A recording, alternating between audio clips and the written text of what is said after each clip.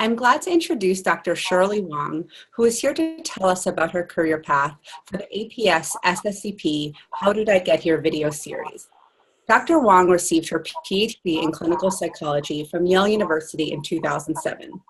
For most of the last decade, she has been a health and science journalist at the Wall Street Journal, writing a column about scientific research called In the Lab, as well as news and feature stories across a range of health topics with an emphasis on the brain and mental health.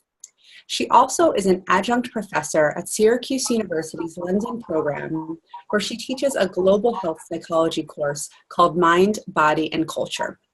Dr. Wang, please describe your career path and tell us about any obstacles or barriers that you overcame along the way. In addition, tell us what has surprised you about your job and what you wish you had known earlier about this type of position. Well, thanks so much for having me, Sarah. So I like to think of my career path as rather meandering, and I think it was shaped by a couple different factors. One, supportive advisors in graduate school. Another factor is just luck. And then I also think being open to new experiences and opportunities has really helped me. So I started off fairly traditionally. I studied psychology in college. I actually took a couple of years off after college to do research to make sure I really enjoyed it. And I did. So I decided to go to graduate school in clinical psychology. And I chose clinical psychology because I thought it was a degree that would provide me a career that gave me a lot of variety. I knew that I liked variety, and I thought I would do research, I would teach, maybe do some clinical work. And actually, the degree has provided me a career with variety, just different variety than I thought. So when I was in graduate school, I noticed a flyer that was just hanging in the department that was about a mass media fellowship that was run by the American Association for the Advancement of Science. And it was the first time I actually thought about writing about science or health. I had been a reporter in college for the college newspaper, but always written about sports, and it just never occurred to me to write about other things. So eventually, in my fourth year of grad school, I got the approval of my very wonderful advisors, Teresa Treat and Kelly Brownell, to apply for this fellowship. And I was lucky enough to get it. And there I was matched to the Philadelphia Inquirer and their health and science team. And I was working with an editor, Carl Stark, who gave me a lot of opportunities to write different kinds of stories. It was just really interesting. I remember writing a front page story about dogs that could sniff out diabetes. I wrote about trials looking at whether ketamine could be used to treat depression.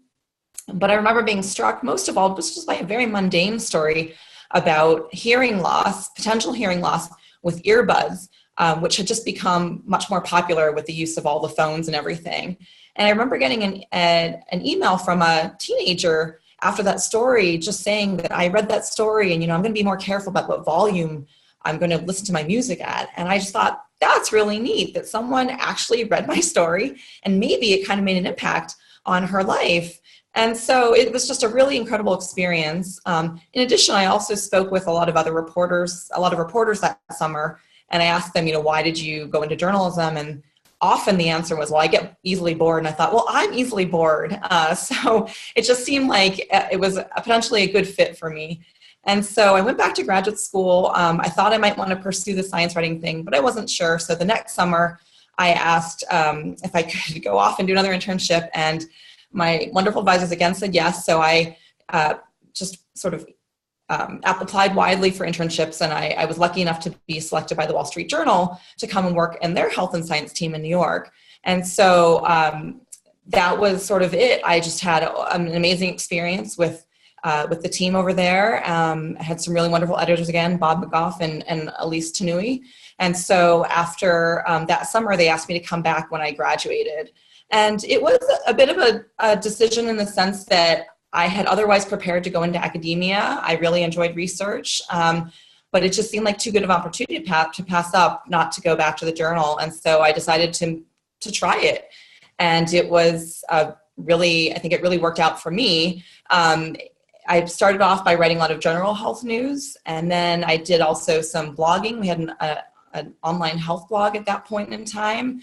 I also covered the pharmaceutical industry for a while, but eventually I settled into writing a column called In the Lab that was about different kinds of medical research. And I wrote that column for about 7 years. And it was just a lot of fun because I basically would come up with the topics most weeks. And just, I learned so much about a whole slew of topics. And so, that really has been my path to date. In terms of what surprised me about the job, I think one of the things that surprised me is that a lot of the skills that I had as a researcher actually really helped me as a journalist. Coming up with ideas, trying to figure out ways of figuring out, data, trying to figure out if that idea sort of made sense or, what was actually happening, and then trying to come to some sort of conclusion that made sense based on the data. In the case of journalism, of course, the data was really talking to experts rather than collecting data myself, but a lot of the skills were applicable, and I think that was really surprising to me. In terms of sort of what might have been a challenge or a little obstacle, I think actually learning to write as a journalist to a general audience was different, was a challenge for me compared to writing peer-reviewed publications for an academic audience. For one thing, you can't assume that people in the general public are interested in what you're writing, so you really have to learn how to draw them in. And then another aspect is, of course, you always want to be accurate when you write, but you don't have to be as precise. So all the detail and the caveats that came with academic writing didn't always apply when it came to writing for a newspaper. And I had to learn really what were the important facts, what were the sort of take-home messages that I wanted to be able to people, to understand, but then what do they need to know in terms of limitations or caveats, but what was too nuanced. And so that was a real challenge in a lot of ways. And it took some time to get to that, to sort of get over that.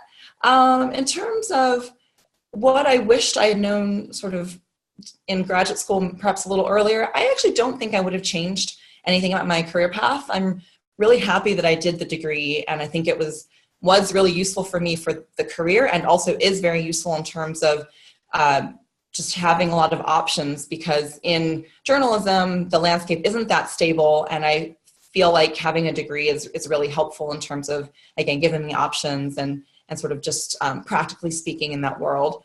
I also just really enjoyed graduate school and learned a lot about psychology and how to do research. And again, a lot of those skills have transferred over to journalism, so it's been really helpful.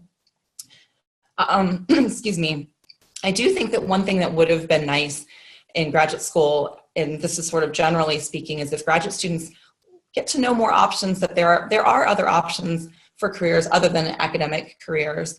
I have friends who work in industry, who obviously work in newspapers, but there's just so many different opportunities. And sometimes I think there's a focus on an academic path, and that's wonderful for many, many students, but perhaps not all. And so it would be nice, I think, if there was a little bit more talk of other options outside of academia. And then I think also something else that, again, would probably apply both in academia and outside, something I didn't realize, is just the value of negotiation and sort of being able to navigate that, because whether you're in the newspaper industry looking for a job there, whether you're in academia, negotiation is important in terms of starting off a career and getting what you need, whether it's research funding or whether it's a salary. So I think that also would have been something I would have liked to know a little bit more about in graduate school. But I think overall, to recap, this job for me has been so much fun. I feel so intellectually fulfilled. I learned something new from every story.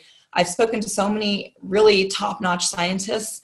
For me, it's like, I remember the first summer I had a chance to interview the head of the then head of the NIMH, Tom Insel, and I thought it was so cool. And so I've had a lot of opportunities to talk with really smart people, to learn a lot, and it's just been really, really fun. So,